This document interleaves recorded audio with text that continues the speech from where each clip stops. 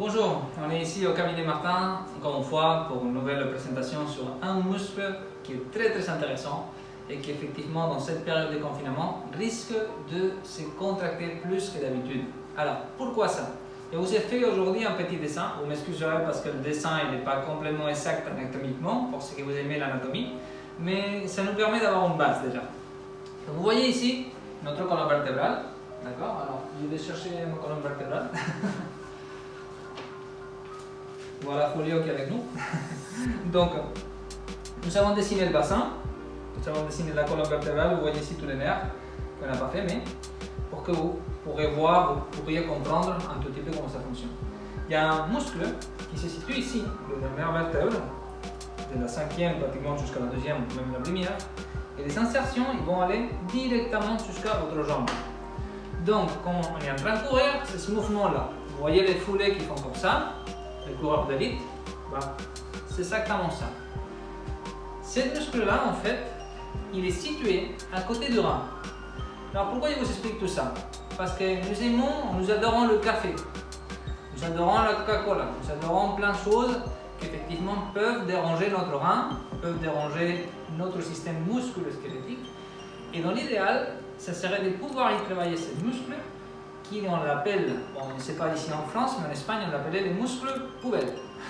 Et les muscles poubelles tout simplement parce qu'il y a quelque chose qu'on appelle l'homéostase et ça va travailler directement dans le muscle et il va le contracturer et il va accumuler pratiquement une quantité de toxines et de problématiques biochimiques qui sont très importantes à soulager. Alors comment on peut faire ça? Il faut comprendre que nous avons notre bas-ventre comme ça ici. Et le psoas, il se situe directement, vous avez un os qui est juste là, dans la palle iliaque. Et on va pouvoir rentrer en profondeur et on va sentir des fois que l'intestin, bon, si vous allez bien en toilette ou pas, ça peut changer des choses. Mais intéressant que vous allez pouvoir travailler un tout petit peu dedans.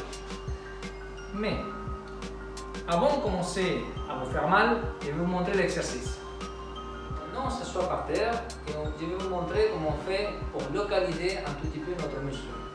Donc, tout simplement, on est allongé, on a ici notre iliaque. L'iliaque, c'est le bassin, d'accord, du côté droit.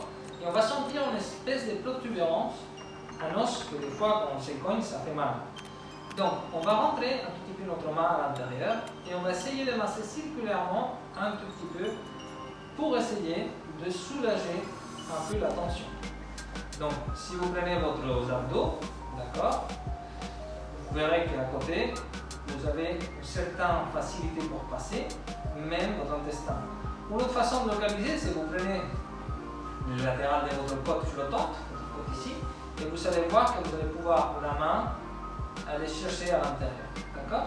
C'est entre l'ombilic et la partie de l'os de l'iliaque que je vais vous expliquer, un tout petit peu bien collé. D'accord?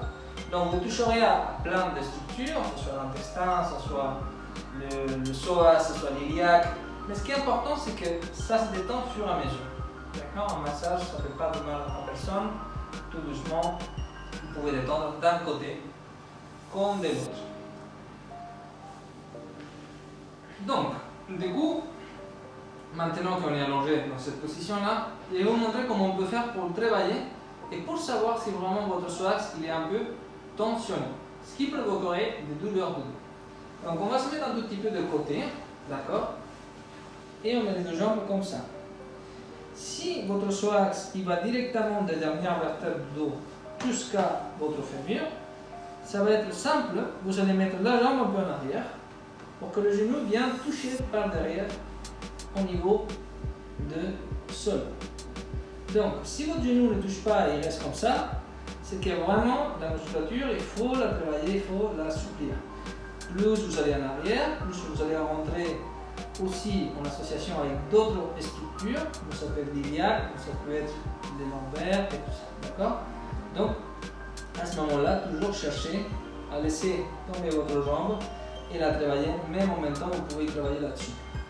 Si vous prenez la jambe, par exemple, comme ils font beaucoup, pour retirer votre quadriceps et vous amenez votre bassin en avant, vous allez tirer le quadriceps et vous allez travailler aussi sur tout ce que c'est l'iliaque, d'accord?